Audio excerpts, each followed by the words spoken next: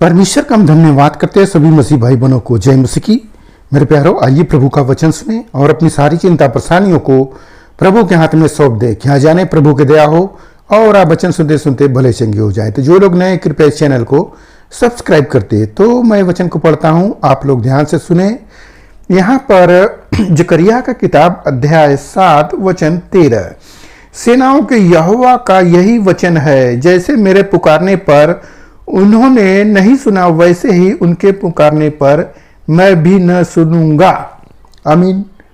मेरे प्यारों, जब हम परमेश्वर से पुकारते हैं और परमेश्वर हमारी नहीं सुनता, तो इसका क्या कारण होता है? इसका कारण आप जानेंगे तो आप चौंक जाएंगे कि वाकई में मेरे ही गलतियों के कारण परमेश्वर ने मुझे छोड़ा है और मेरी प्रार्थनाओं को नहीं सुन रहा है। मैं इस समस्याओं में उलझा हूँ।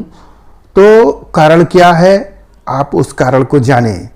जब कारण को जान जाएंगे तो आप भी उस परमेश्वर के वचन को ध्यान से सुनेंगे और उस पर चलेंगे। जैसे यहाँ पर बोला गया कि जब मैंने पुकारा तब उन्होंने नहीं सुना, उनका मन हठीला हो गया और वो लोग ऊंचा सुनने लगे और परमेश्वर के वचन पर ध्यान नहीं दिया।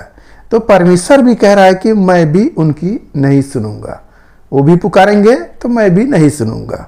तो परमेश्वर क्या कहते हैं, हम उस वचन को पढ़ेंगे तब आपको पता हो जाएगा कि सचमुच परमेश्वर हमसे क्या चाहता है और हम किस तरीके से चलते हैं तो हमारी प्रार्थनाओं को नहीं सुना जाता है।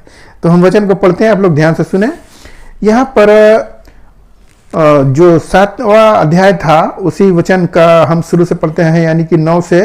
तो लिखा है, खराई से न्याय चुकाना और एक दूसरे के साथ कृपा और दया के साथ काम करना, न तो विधवा पर अंधेर करना, न अनाथों पर, न परदेशी पर और न दीन जन पर, और न अपने अपने मन में एक दूसरे के हानि की कल्पना करना। हालेलुया। इस प्रकार का प्रभु बता रहे हैं कि हमें किसी पर अंधेर नहीं करना है, न विधवा पर, न जो गरीब जन है उनके ऊपर, न परदेशी जो यहाँ पर आया है उसके ऊपर। इन तमाम बातों को हमें ध्यान करना और न्याय चुकाना है। जो सही है उसी का हाँ करना है। इस प्रकार से जब हम करेंगे तब परमेश्वर हमें आशीष देगा। यदि हम इसके विपरीत जाएंगे तो परमेश्वर का आशीष हमें नहीं मिलेगा। हम कितना भी परमेश्वर के पुकारे, कितना भी कलीसिया में जाए, परमेश्वर हमारी नहीं सुनेगा, क्योंकि हमने मन में दूसरों को, जो दूसरे लोग हैं उनकी हानि ठानी है। अपने मन में होता है ना, फला आदमी ने मेरे साथ ऐसा किया है, हम चाहते हैं कि वो आदमी बर्बाद हो जाए, वो आदमी खत्म हो जाए, वो आदमी का नुकसान हो जाए, जैसे मेरा किया है उसका भी हो जाए। इस तरह का जब आप बात सोचते हैं तो परमेश्वर आपसे नाराज होता है। इसलिए हमें चाहिए कि हम परमेश्वर के वचनों पर ध्यान दें। परमेश्वर आशीष देता है। इस्राएली लोग परमेश्वर के नियम को मानते थे, परंतु अपने लालच में आकर वो फिर मुड़ जाते थे। तो परमेश्वर क्या करता था? उनको छोड़ देता था।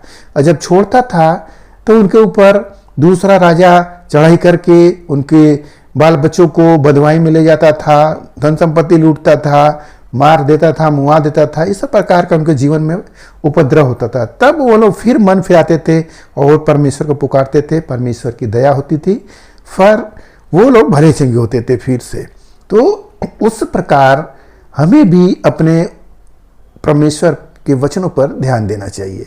जब हम ध्यान देंगे तो प्रभु का आशीष आपके ऊपर होगा। मेरे प्यारों, आज के वचन से जो कुछ भी मिला उस पर ध्यान करें, प्रभु आपको आशीष देंगे। आइए अपने हम प्रार्थना करें।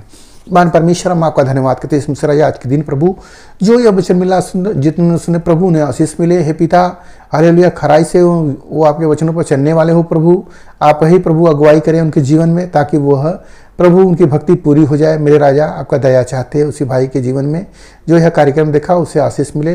धन्यवाद करते हुए प्रार्थना यीशु मसीह के नाम में, आमीन।